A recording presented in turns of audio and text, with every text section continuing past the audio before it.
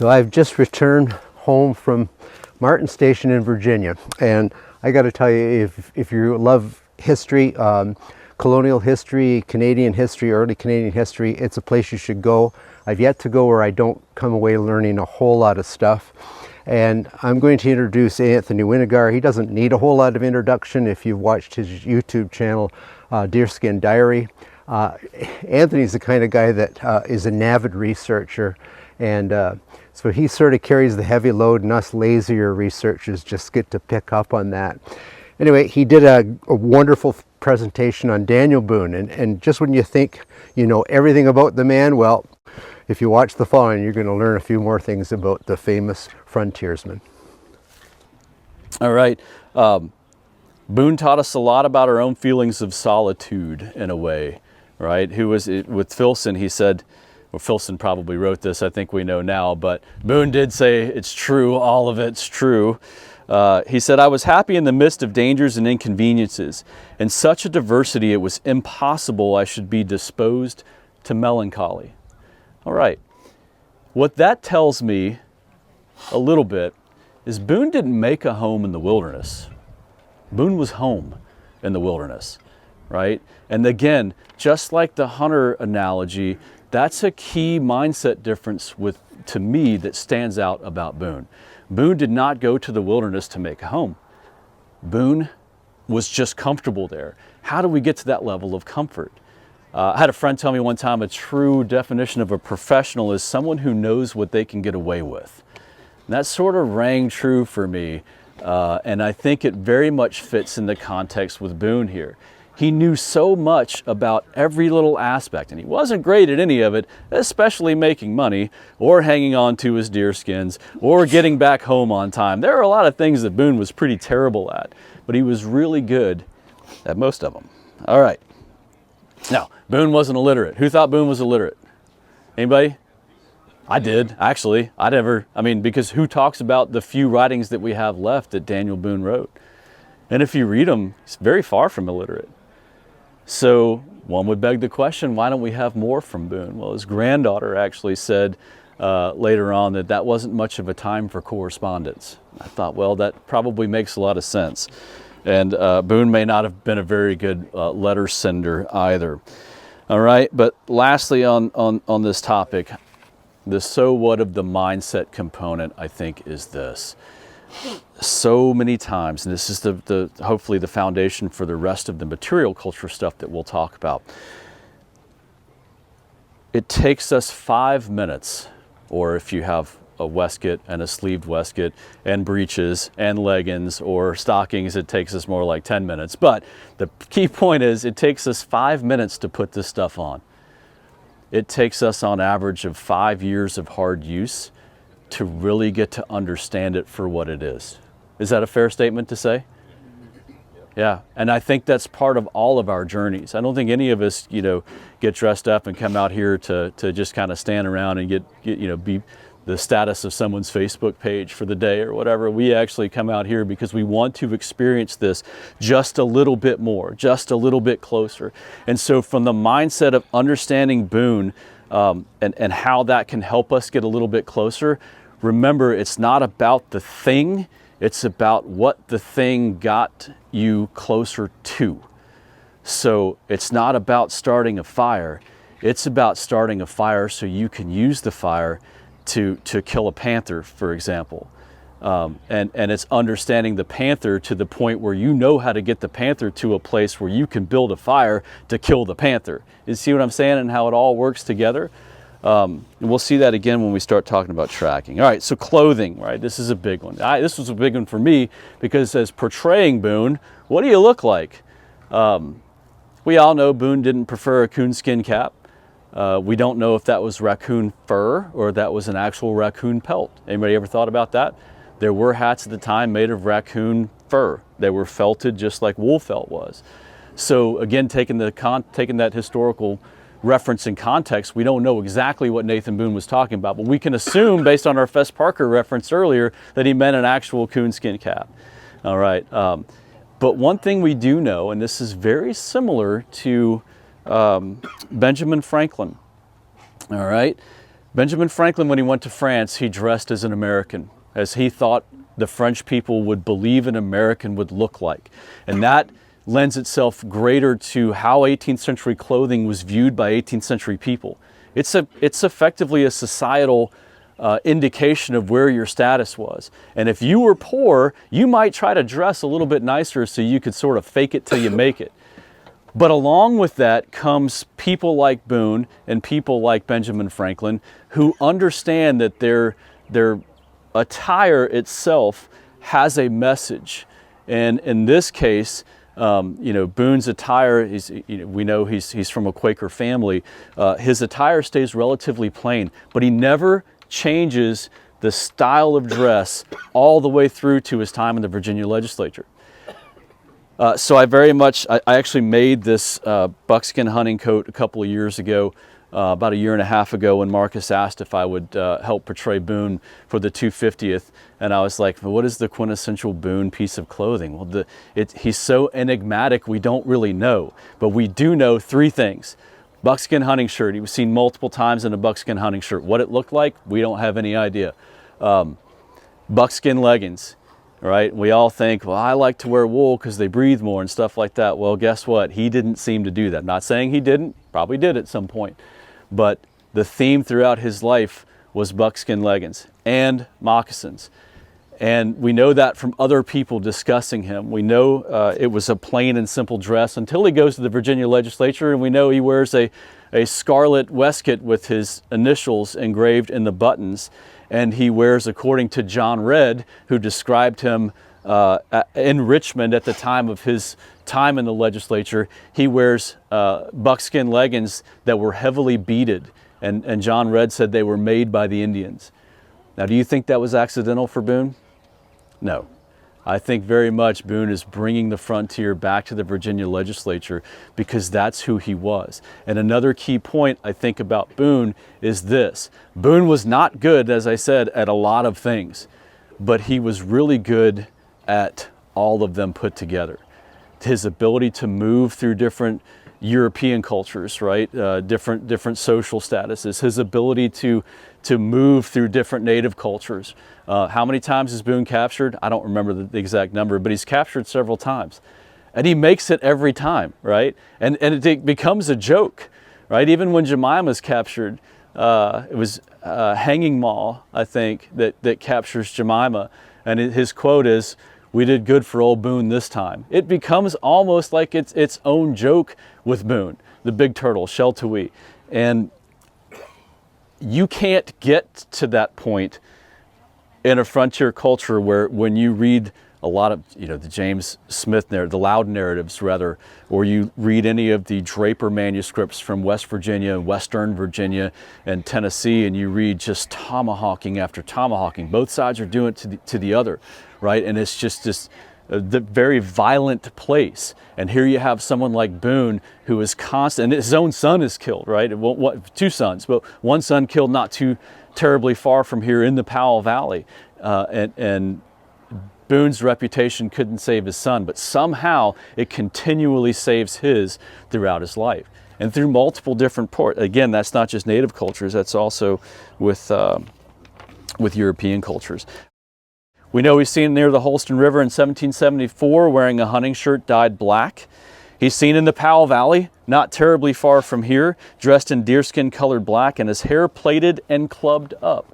And so wearing his hair in the back and clubbed or braided. In 1791 now he's seen in a linen hunting shirt and moccasins the color of leaves. And moccasins seem to be one of the next components that you can't go wrong with Boone. A hunting shirt, buckskin or linen, buckskin leggings, and moccasins make Boone. We know he wore a plaid shirt at one point, plaid being more like a 18th century plaid being more like a check style of linen today, but he obviously had some degree of style.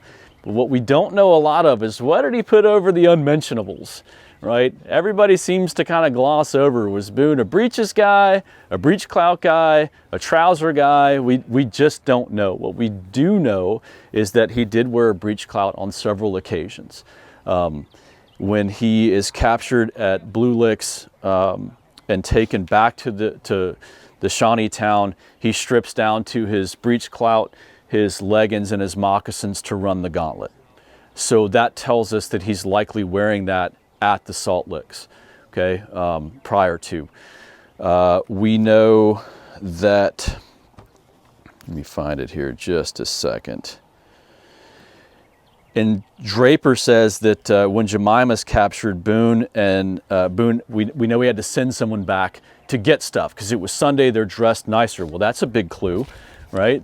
Again, he had more than one set of clothing. We oftentimes think people on the frontier dressed one way and one way only, and they got up every day and put the same clothing on. Well, what did we talk about 18th century clothing a few minutes ago? 18th century clothing very much is designed to give you some sort of representation of status in society, or based on the event that you're attending.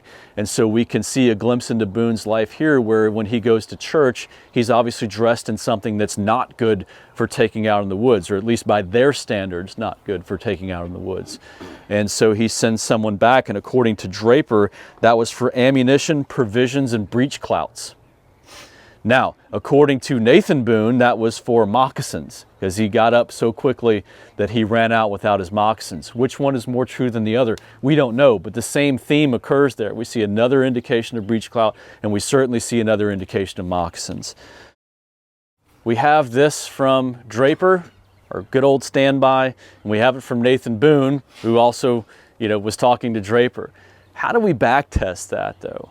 Well, later on, Boone's granddaughter talks about a squaw that considered Boone her buck.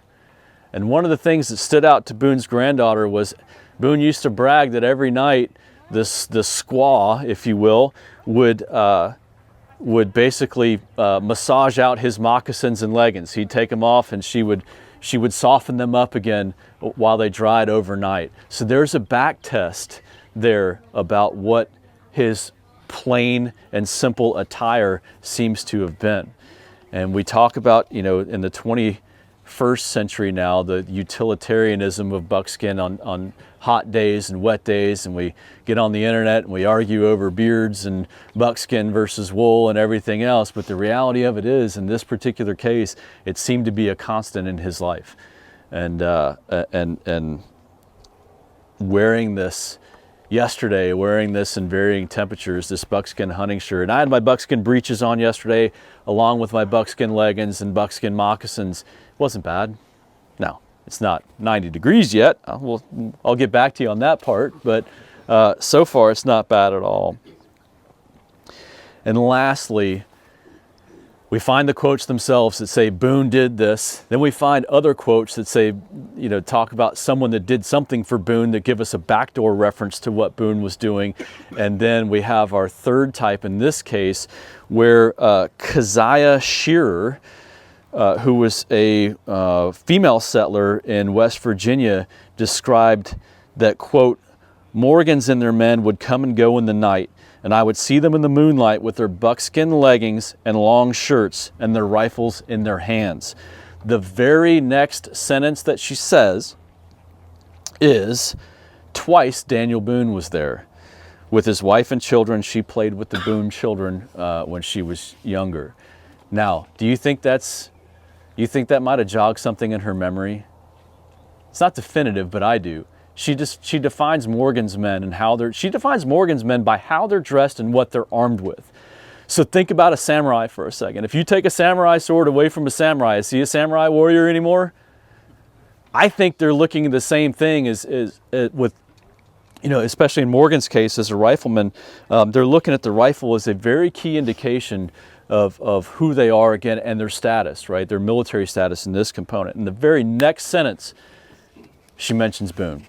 And I do not think that is a coincidence. I think that is another secondary reference to how Boone was viewed then, as opposed to through the lens of the 20th century or the 19th century and later. Now we have to broaden back out a little bit more now and look at generic hunters. So Boonesboro, there's a quote where that hunters who were hiring themselves out to avoid domestic work, that was part of the quote. They were, hey, I'll go hunt if you don't make me do these other various and sundry chores. you know, I'm all in. They thought, tell me if you've ever, I mean, I think I'm this guy every time I put this stuff on. Some thought themselves a hunter simply by having, quote, a hunting shirt, tomahawk, and a gun. That tells you right then and there that that is, to some, a costume. I can dress this way. I can hire myself out as a hunter because I have these implements that are certainly indicative of a hunter, and I will take your money and avoid all these domestic labors and probably not bring anything back on the table, but hey, there was no game today, you know, oh, you know, how long can I get away with that, all right? Anybody in here? Oh, there's probably like a whole group of master horners in here. I've made one powder horn in my entire life. Thanks to Aaron Ealer on the front row, I have this massive, what do they call these, campaign horns, I think I've heard them called. I don't know, it was just big, and I thought, well, it's big and it's tough, and with my Neanderthal hands, I can't mess this thing up. But I thought, I wonder how many of those guys actually made their own powder horns. We know Nathan Boone talked about putting, it was very common, he says, for them to have their names engraved in their powder horns. But how common was it to make it? Anybody know that Daniel Boone made at least one powder horn? Probably more. I would assume that, you know, unlike me, he probably, you know, this was later in life, but he's visiting a friend in Virginia, and this friend has a particular breed of cattle. I don't know what they are. And the cattle has this unique horn, and Boone is like, I'd like to have one of those for a powder horn. And his friend says, well, it's your lucky day. I'm getting ready to slaughter this thing in a couple of days. So Boone hangs out for a couple more days, slaughters the cow. He gets the horn and then goes and makes a powder horn out of it. He put his name on that powder horn, just as Nathan Boone said was common practice at the time. All right. So if you're, you know, if you're into, at some point Daniel Boone started making powder horns, and I guarantee you the first one was kind of messed up. We knew he could do some amateur gunsmithing and things like that. So we know he's kind of a jack of all trades, but I thought that was an interesting reference to me personally. Anybody ever wonder what Boone's luggage looked like? This was the coolest part of this whole thing to me. You could probably guess. Anybody want to take a stab at what his luggage looked like? It was a deerskin bag. It was basically the Walmart bag of the 18th century. And Boone's whole family would just throw all their stuff in these deerskin bags and throw them over a horse, and that was their luggage, right? So the 18th century trunks and everything like that, man, those are neat, but they weren't good enough for Boone. Just grab a couple of deerskins and stitch them up on the outside, put a drawstring in the top, and call it done. That came from Peter Houston's account of the Boones as they moved. For some reason, I don't know, those are the little fascinating things that jump out to me. All right, so let's talk about hunting techniques. I saw an internet meme one time that said, it was like a two-part one, and it said, what is the thing holding you back from your wildest dreams? And then you scrolled to the next page and it said, the Department of Natural Resources, right? So when we talk about 18th century hunting techniques, we have to talk about the fact that we really can't do that right now, right? It is not legal to shoot turkeys out of trees by using the moonlight and the skyline to silhouette the roosting turkeys while you wholesale slaughter them for food, right? Similarly, fire hunting techniques, which we will talk about just a second. But the things we can replicate, you know, Nathan Boone talks about probably the best documented hunting description of Boone. He taught his son to remain still when the deer's head was up and only attempt to move when the deer's head was down and feeding. Well, modern science tells us there's a lot to that, right? So a deer can only see somewhere between like 2060 and 2100. They don't have very great eyesight, but they're prey animals. The eyes on the side of their head, they have a 310-degree field of view. So that's not something they would have known then, obviously, but obviously we can put some science to that and understand it now. I used to hunt in blue wool leggings all the time, and then I found out that there's science now that deer can see yellow and blue really, really well, and it looks like fluorescent, you know, glowing colors to them. So I quickly ditched the blue, and red was safer anyway. Boone implored, he did stalk. He didn't just sit at the salt licks and kill game as they came in. But I think too, we have to change our view I enjoy hunting in 18th century clothing. I do not enjoy the fact that I don't have a salt lick. I do not enjoy the fact that that the game aren't quite as plentiful, and I can't just, you know, hey, I'm going to go shoot 15 bears today. You know, I have to.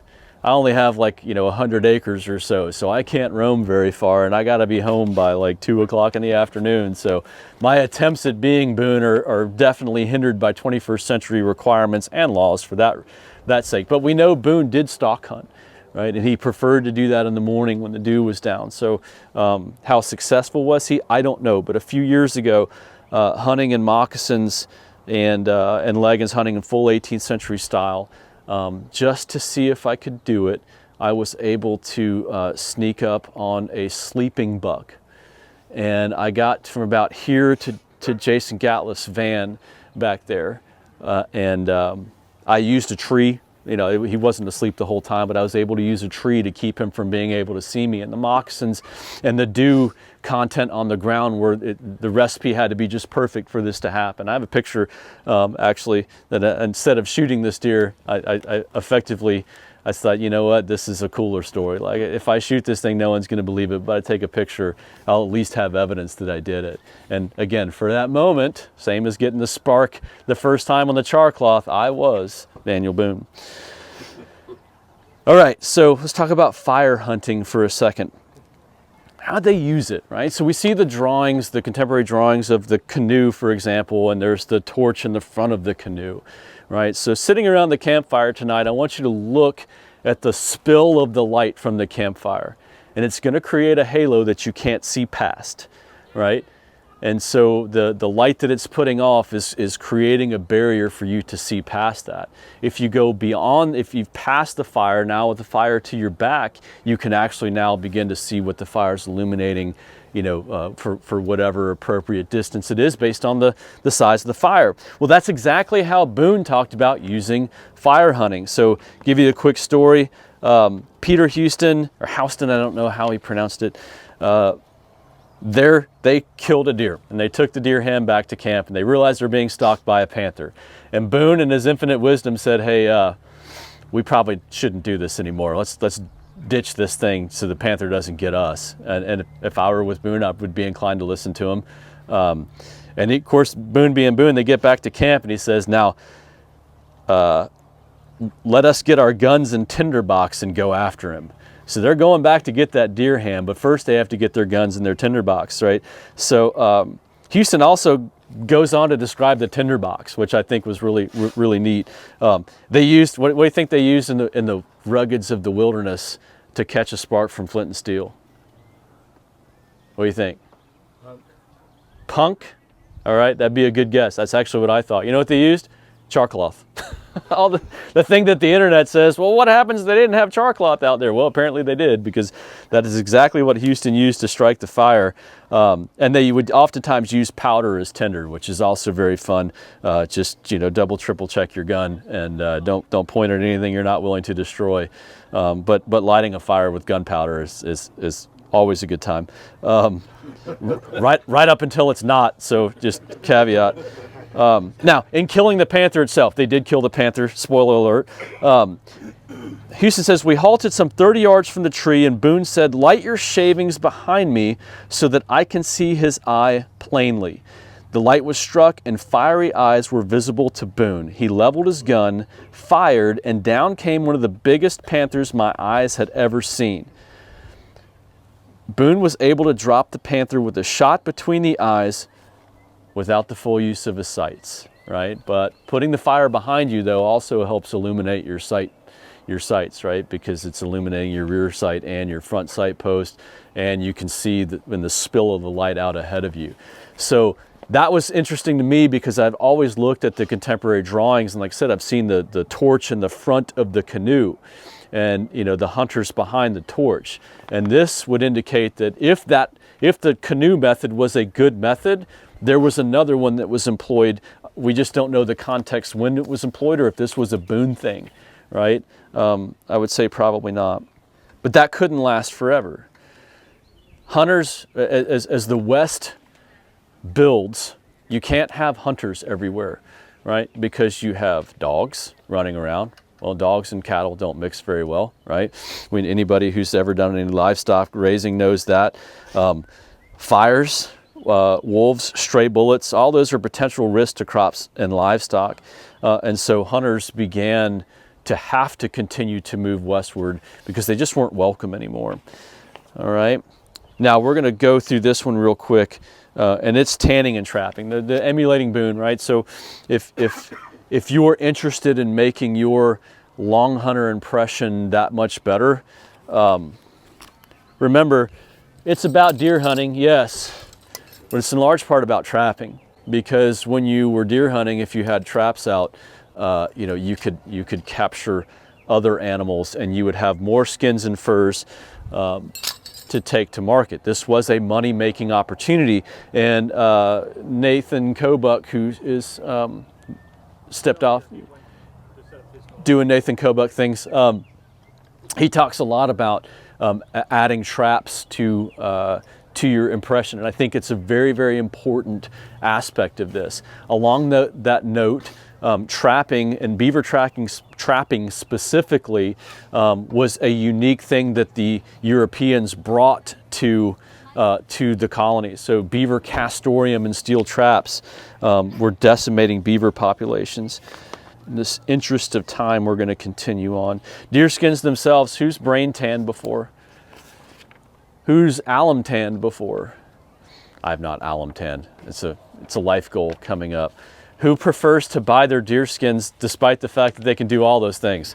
Yeah, absolutely. And it's unlikely that Boone was much of a tanner. Houston does talk about alum tanning as being a period tanning technique. He does not actually mention brain tanning. But what Nathan Boone does mention is the softening of the hides, right? So next time you kill a deer, if you're a hunter or somebody can give you a deer hide, or you go down to a processor and get one yourself, if you're interested in trying this, you don't have to tan to come up with a viable product.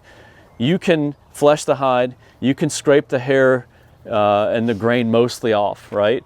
And then you can just soften that, what they call,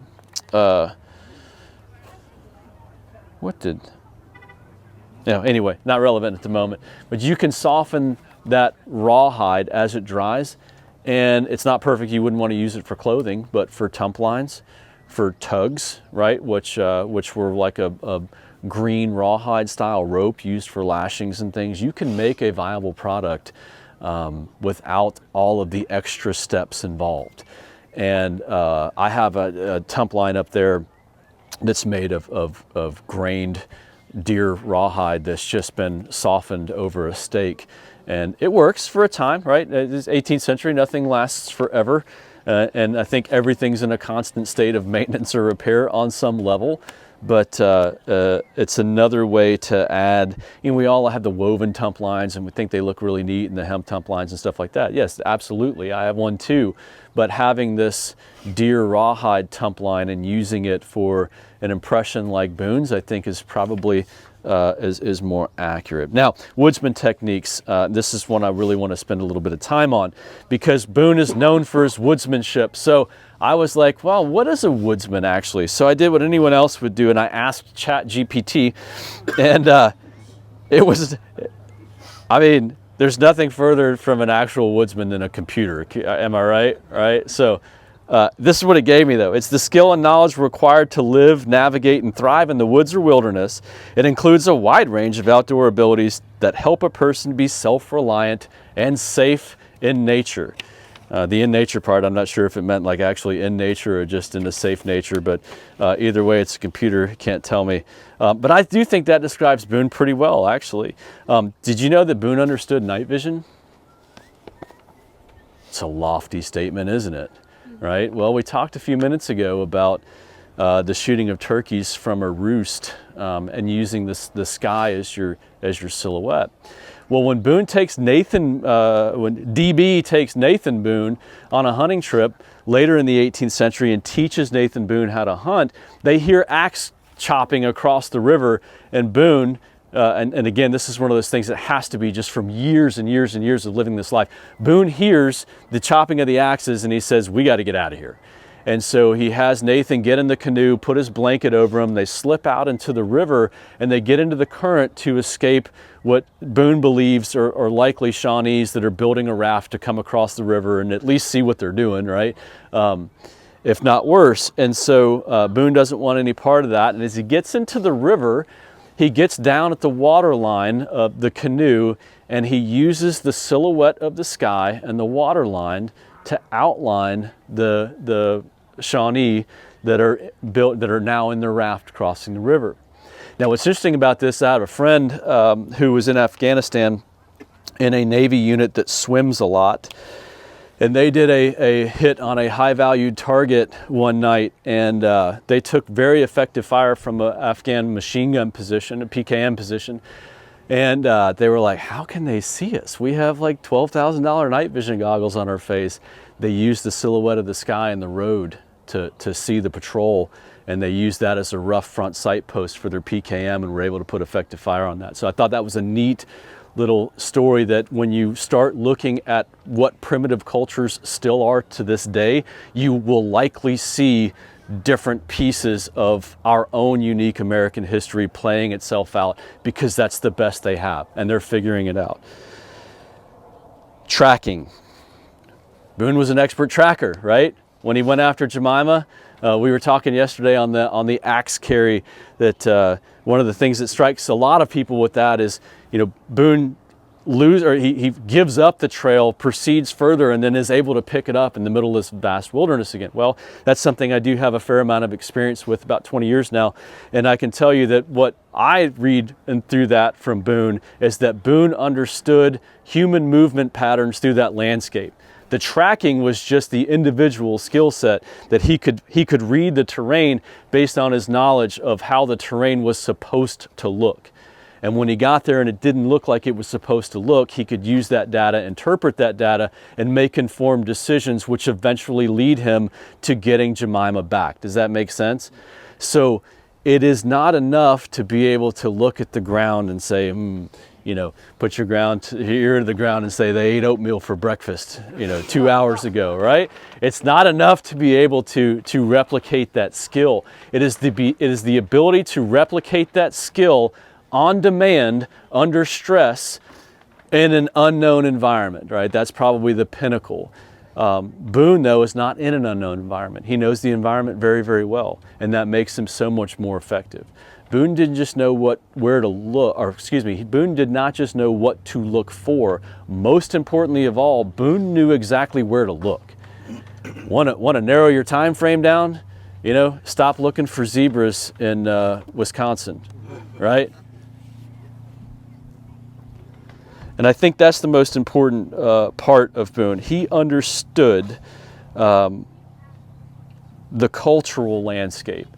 He understood the dynamics of the relationships between natives. He understood the relationship between natives and their dogs, right? When pursuing with Indians with Logan in 1786, his men followed the dogs, the native dogs, to find their intended targets. And as the story goes, one of them is Big Jim. Anybody know who Big Jim was? Yeah. He's the one that got the girls. Nope, that was Hanging Maw.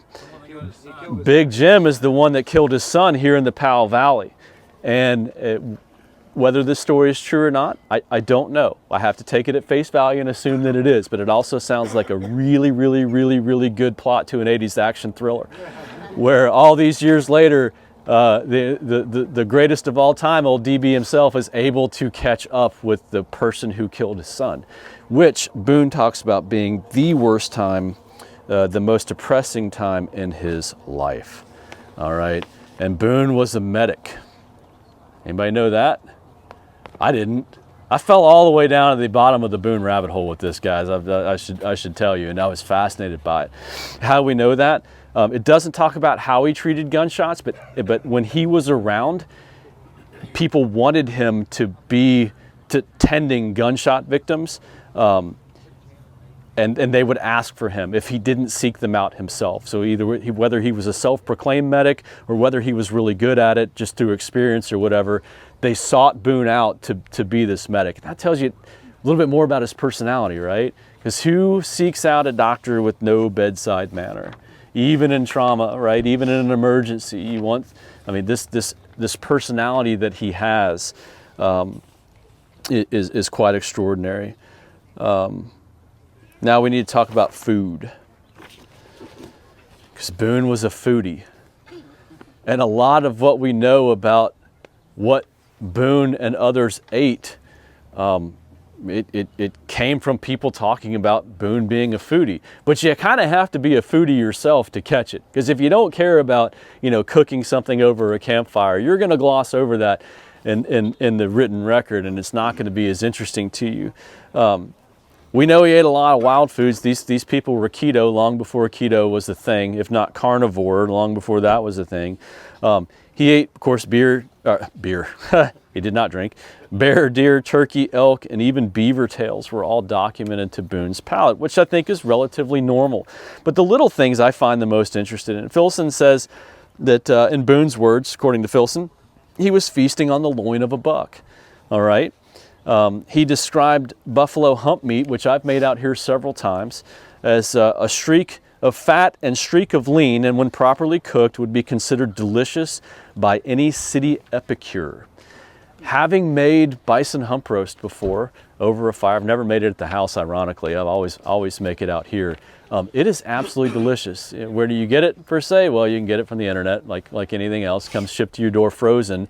But it is it is, for me, food is a way to get just that much closer back in time, because the fire itself, the implement itself, the food itself hasn't changed, right? So that is a time capsule for me through my taste buds. Bison tongue, obviously, is another one. I have not done that one here yet. I will at some point. How did they cook? Well, we all know the story of Boone. When he's a child, he learns supposedly from native influence how to cook a turkey. And then much later on in life, he shows someone else. Instead of using bark to baste now, he has a pewter plate. This comes from Peter Houston's narrative also. So we see this twice now in Boone's life. Once as a child, where he's cooking this turkey for his mother and using bark to baste the turkey in its own juices as it cooks. And then later on, from a completely different source, we see the exact same story occur again, only this time Peter Houston talks about the pewter plate being placed underneath the turkey and Boone using that to baste it. And Boone, basically bragging, I can cook a turkey like no one else can cook a turkey. It's probably true. He cooked a ton of them. He also believed that he could clean a turkey like no one else could. So if you shot a turkey, he usually wanted to be the one, apparently, that cleaned it. But he never, I don't know, the story of when he escapes from his Shawnee captors and gets back to Boonesboro, to Warren Boonesboro. Does anybody know what he did along the way? He kills a bison. Made a stick rifle. But he also cuts the tongue out to bring as a gift to his son. The man did not seem to be inconvenienced by hardship. I'll tell you, I love my children dearly, but when they look at me and say, "Daddy, I got to go to the potty," and I'm like, "That's like 400 yards that way," I feel so, mildly inconvenienced for no reason. And here this man is just escaping Shawnee captors, where he's run the gauntlet and survived, and he manages to kill a bison and cut the tongue out to bring to his son. I thought that those are the little things that really stick out to me. By the way, in the turkey cooking, I did a video on this, and I was basing it on one of the quotes. I did not have the second one yet. He actually tied it by a string in the neck, and he did the twist method. So the pewter plate or the bark underneath, which is the only way that really works well, so it's offset heat from the fire as it hangs, and you can turn it and twist it, however that seems to work. But that's how he would catch it and baste it. When I did a video, Deerskin Diary YouTube video on it, I was going on some conjecture based on how I would have done it. And I indeed wound up being incorrect if this second quote.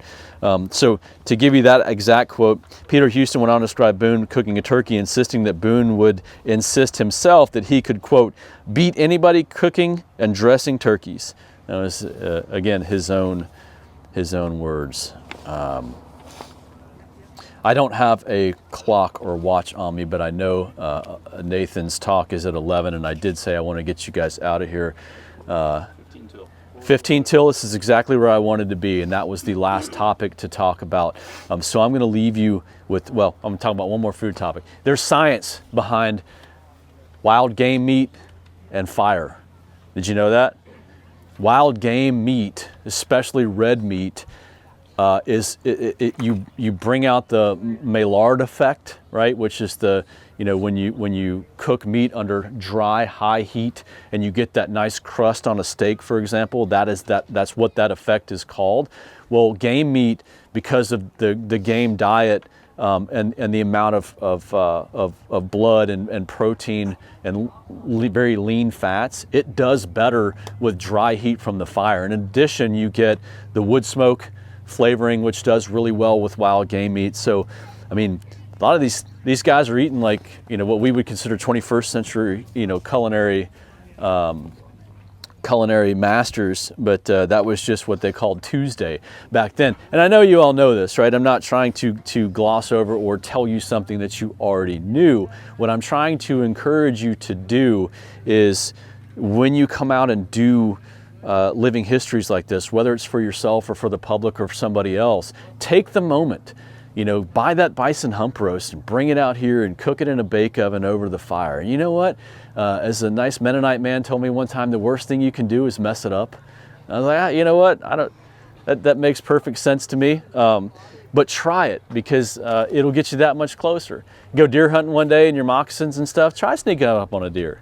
I wouldn't try it like 2 days before season ended if you didn't have anything in the freezer yet, but give it a shot, and it gives you that much of a better appreciation, and you might just find out that you're good at it, right? If you use the phrase that life begins outside the comfort zone, how comfortable is it to carry your same blanket and everything into camp, and you set up everything the same way every time? I get it. There's comfort in systems like that, but challenging ourselves to use this equipment the way that we know it was used, or the way we didn't think it was used, but it actually was, right? And seeing how something works out for us that way, and not being afraid to mess it up.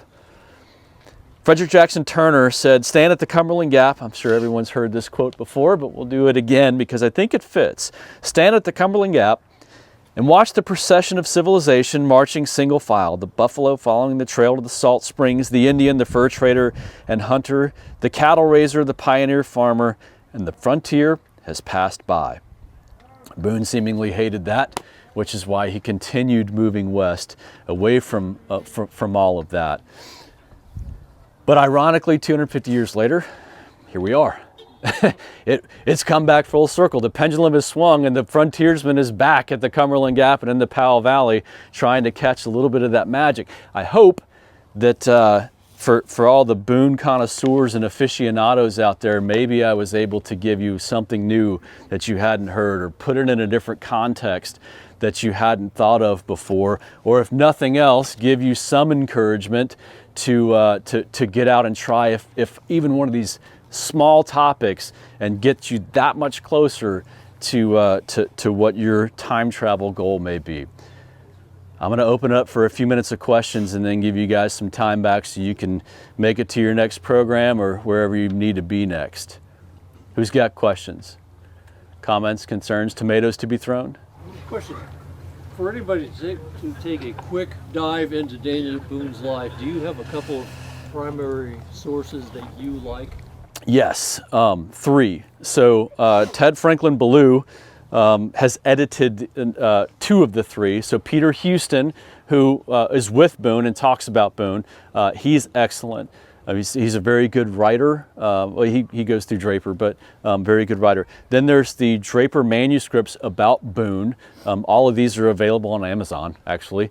And then there is My Father, Daniel Boone, by Nathan, or Draper and Nathan, because those 3 sources combined together give us the most holistic accounts of Boone himself without having to dig through the fine print of others. I will say this: I love Robert Morgan's book, Boone, the New York Times best-selling book, but I have found some issues with that.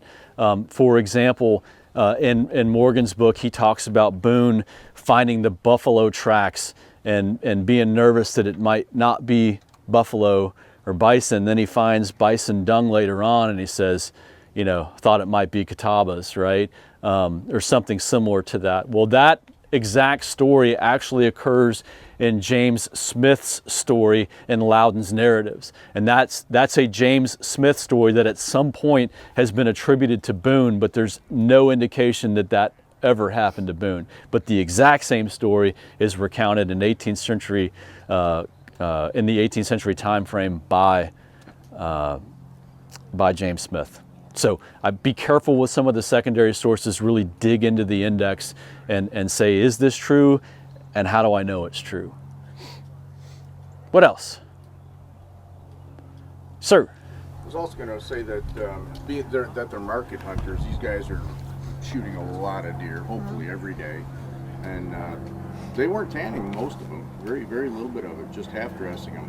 Yeah, half dressed was, thank you, the phrase that my 10:30 in the morning brain couldn't think of. But yes, they were just simply preparing them for market. Yeah. And it struck me odd too that Boone was wearing a lot of buckskins, because in some ways, you know, it's taking a few bucks out of his pocket, so to speak, to make clothing. But again, I think there's a combination of utilitarian use there, and I think there's a combination of that was his thing. I wonder if he was using winter skin instead of the summer hides. It's a good question. Money was Thanks, Darren. Another rabbit hole that I will now fall into at 3 o'clock in the morning. I have to find when Boone made this shirt. Generally, they had 2 pack horses each, and each healthy horse can carry up to 200 pounds of these half-dressed dried skins. Then they go pay their tax on it. Yeah, or lose them to the Shawnee or the Cherokee. Over and over, yeah. Rinse, lather, and repeat. Yeah, the deerskin trade itself, there's a great book called Deerskins and Duffels. It's usually available, used on Amazon as well, and it talks mostly about the southeastern deerskin trade, and it really breaks down the numbers a lot better than even Nathan's brief description. And it's fascinating to read just about how it's impossible to describe how many deer were slaughtered wholesale and shipped over to Europe in a very short window of time. 552,000 pounds a year before the war.